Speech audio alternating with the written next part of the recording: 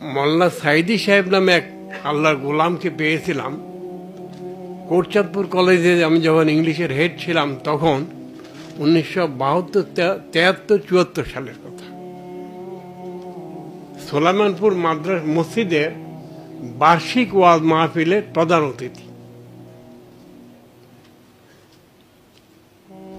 আমি যাওয়ার সময় টেলিফোন মাইকিং হচ্ছে, মাইকিং শুনলাম।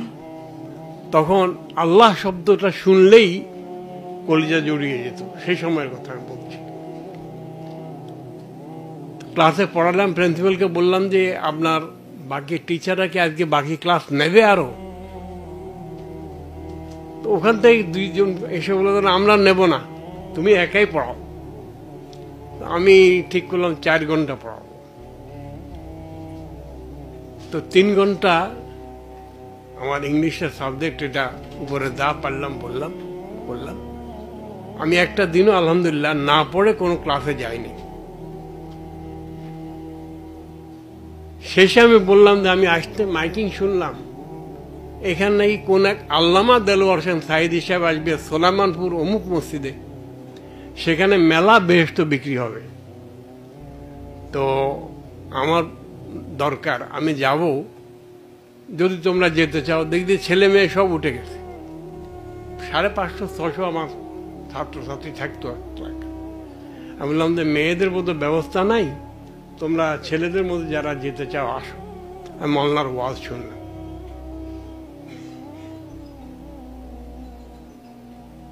আমি কথাটা এই জন্য বলছি, এটা আমার জিন্দেগির, আমার নিজের জন্য শিক্ষা। পরে ওনাকে দোকানে, বাজারের ভিতরে একটা দোকানের দোতলায় রাখছে। আমি সকালবেলা ফজর পড়ে মসজিদে ওনার সাথে দেখা করতে গেলাম। ওনাকে বললাম যে মাওলানা, কালকে তো আমি বেস্টে কিনতে গিয়েছিলাম, কিন্তু একটা বেস্ট আপনি বিক্রি করেন নাই। তো যাই হোক, আমি আপনার কাছে আসছি, 2-4টা কথা বলবো। উনি বললেন যে বলেন, আমি অপেক্ষা করছি। আমি বললাম যে আচ্ছা, আপনাদের কোরআনের মধ্যে এই কথা নাই? তিনি বললেন যে আপনাদের কোরআনও আছে। পরে আমি বললাম আচ্ছা, আপনাদের হাদিসে, নবীর হাদিসে এই কথা নাই? কয়ে আপনাদের নবীর হাদিসেও আছে। আমি তো দেখলাম যে গুলমাল্লা মালানা। পরে আমি বললাম যে আচ্ছা ঠিক আছে, আজকে আপনার প্রোগ্রাম আলমপুর, এদিকে সোলাইমানপুর, এটা কোটচাঁদপুর, এদিকে আলমপুর, ওদিকে ফুলবাড়ি। পরে আলমপুরে প্রোগ্রাম। মাওলানা, আপনাকে আজকে শুধু শুধু লা ইলাহা ইল্লাল্লাহ এর উপরে কথা বলতে পারবেন কিনা? আমি পারবো না, আমার আল্লাহ তৌফিক দিলে পারবো।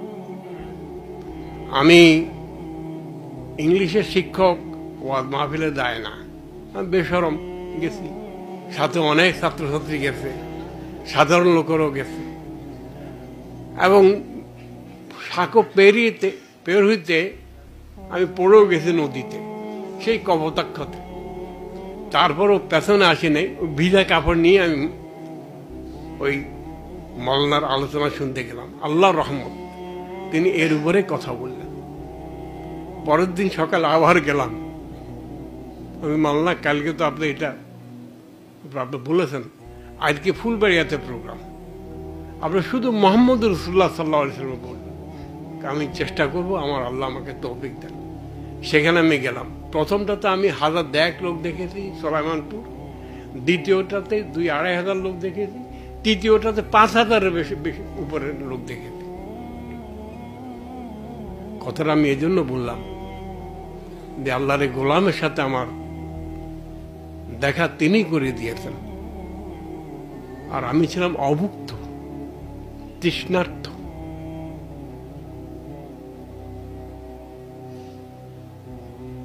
আমার ক্যান্সার হয়েছে, আমি আল্লাহকে শিকায়ত করি নাই।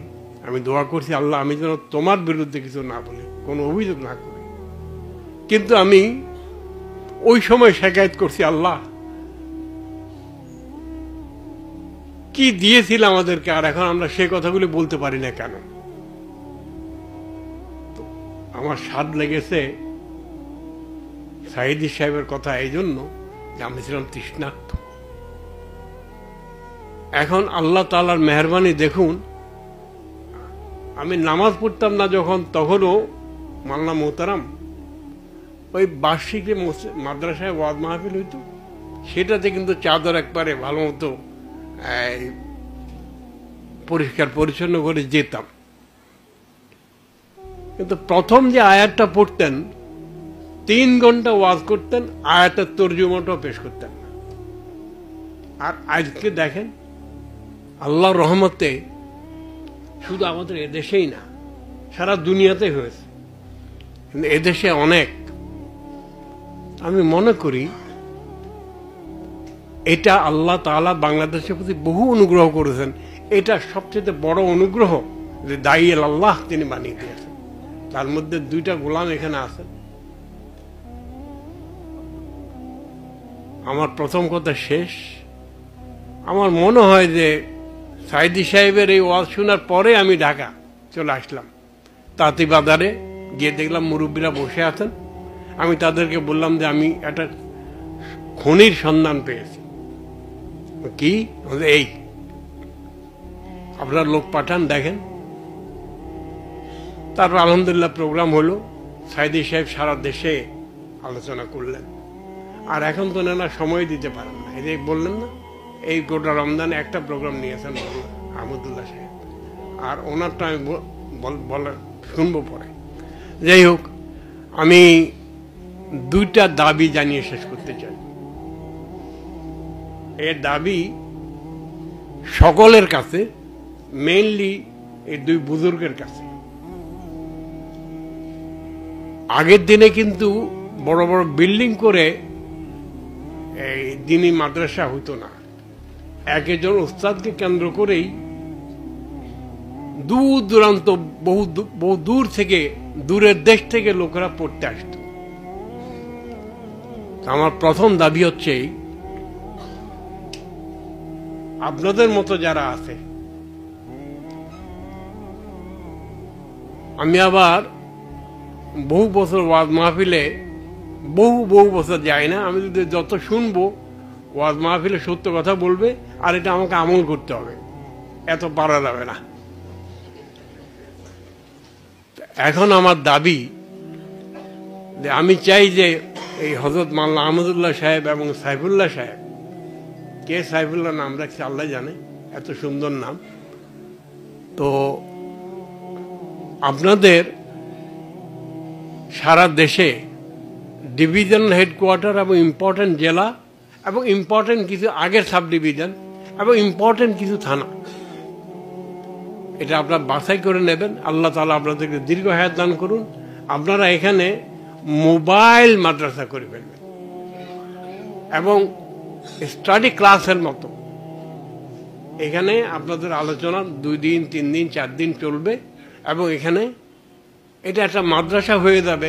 ঘর নাই, কিন্তু মানুষগুলি আছে। আমার চৌধুরী ডাক্তার হাসান, উনি অনেক সুন্দর সুন্দর কথা বলেছেন। তো একটা দাবি, এটা কি মানা হলো চেষ্টা করার? হ্যাঁ, আচ্ছা, এটা শুধু ওনারা দাবি করলে হবে, ওনারা মানলে হবে, আপনাদের মানতে হবে না? আপনারা কে কে মানলেন? আমার নিচে নিশ্চয় বোনেরাও মানছে। শেষ, 1 নম্বর দাবি শেষ। 2 নম্বর, এই পাগল বহু বছর থেকে, সেই 72-73 সাল থেকে একটা আবেদন জানিয়ে আসছিলাম। সেটা হলো ইমাম বেশিরভাগ জায়গাতেই ট্রেডিশনাল খুতবা দেয়। ইদানিং আলহামদুলিল্লাহ অনেক মসজিদে অর্গানাইজড খুতবা দেয়। আমার নানা ছিলেন একজন LMF ডাক্তার 1916-এর। তিনি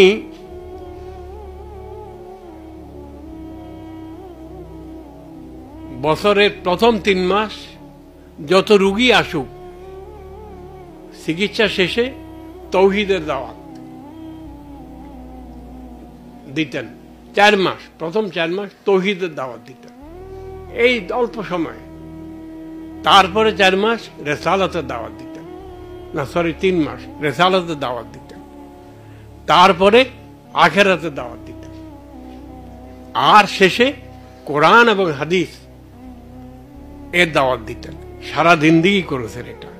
আচ্ছা, আপনার যারা ডাক্তার 1973-74 সালে এই ঢাকাতেই মেডিকেল কলেজে আল্লাহর এক গোলাম, আপনারা তাই কেউ চিনেন চিনেন না, এখানে আছে, আমি সরি মেডিকেল কলেজে স্পেশাল দাওয়াতি কাজ শুরু করলাম।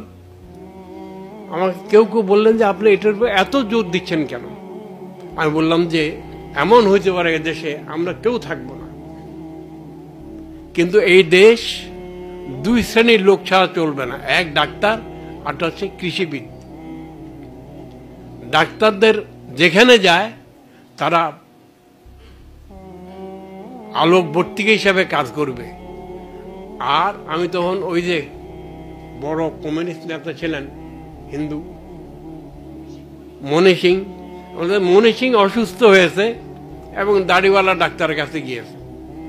ডাক্তার রোগও দেখতেছে এবং তৌহিদের কথা বলতেছে। মনি সিং কি তার হাত কেড়ে নেবে?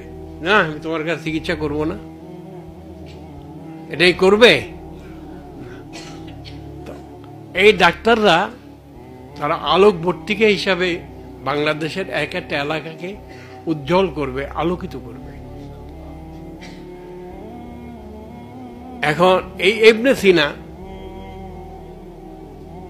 আমি আপনাদেরকে সাক্ষী রেখে বলতেছি, এটা আমার বিরাট স্বপ্ন ছিল করার, অনেক বছর লেগেছে শুরু করতে। আজকে ইবনে সিনার সুনাম দুই কারণে হয়েছে।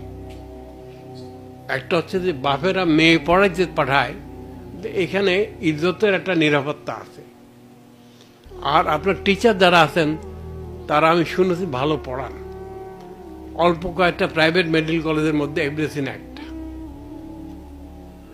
কিন্তু বাপে ছেলেকে বা মেয়েকে মেডিকেলে পড়ায় কি জন্য?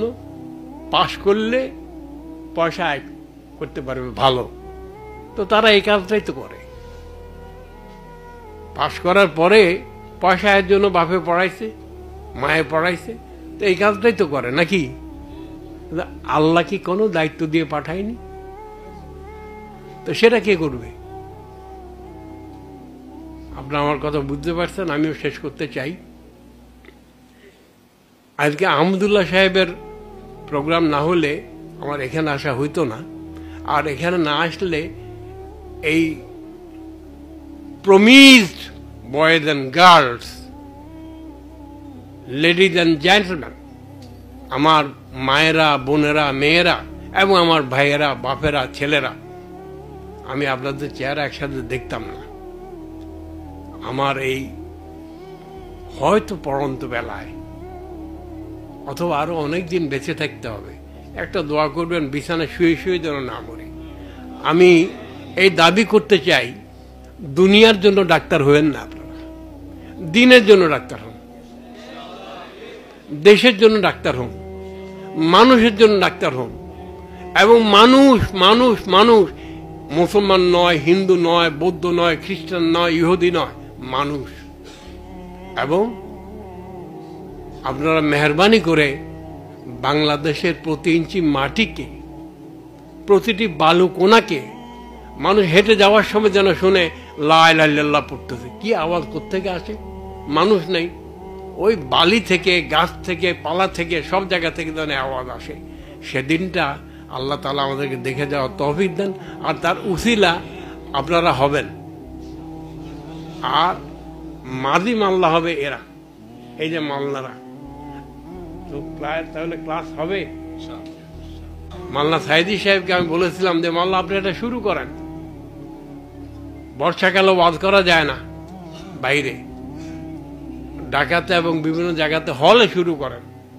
কিন্তু এটা দিনের বড় বড় দায়ী যারা, তাদের মাথা আমি ঢুকাতে পারিনি, কারণ আমার তো ক্ষমতা নাই, যোগ্যতা নেই, কথা বলতে পারি না।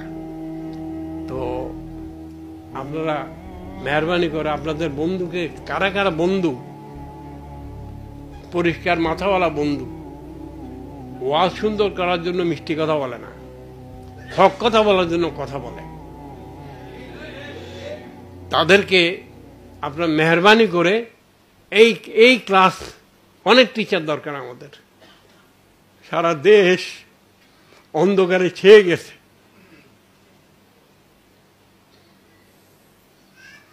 এটাকে আলোকিত করতে হইলে এই রশি আপনাদেরকে ধরতে হবে। এই নৌকা, নদীতে পানি নেই, টেনে নিয়ে যেতে হবে। যেমন ইস্তাম্বুল জয় করেছিলেন, ওই জাহাজ টেনে নিয়ে গিয়েছিল যেভাবে, সেভাবে আপনারা নেবেন। আর আপনাদেরকে আসলেই টেনে নিয়ে যাবেন কে? আল্লাহ। আমি ইবনে সিনার সকলকে শুকরিয়া জানাই। এই আহমদুল্লাহ সাহেব আর আহমদুল্লাহ সাহেবের রসুল্লাহ সাইফুল্লাহ সাহেব, তাদেরকে দেখলাম। আর এরকম একটা আপনাদেরকে একসাথে দেখার একটা লোভও ছিল, এটাও পূরণ হইল। আমি আমার কথা শেষ করতে চাই।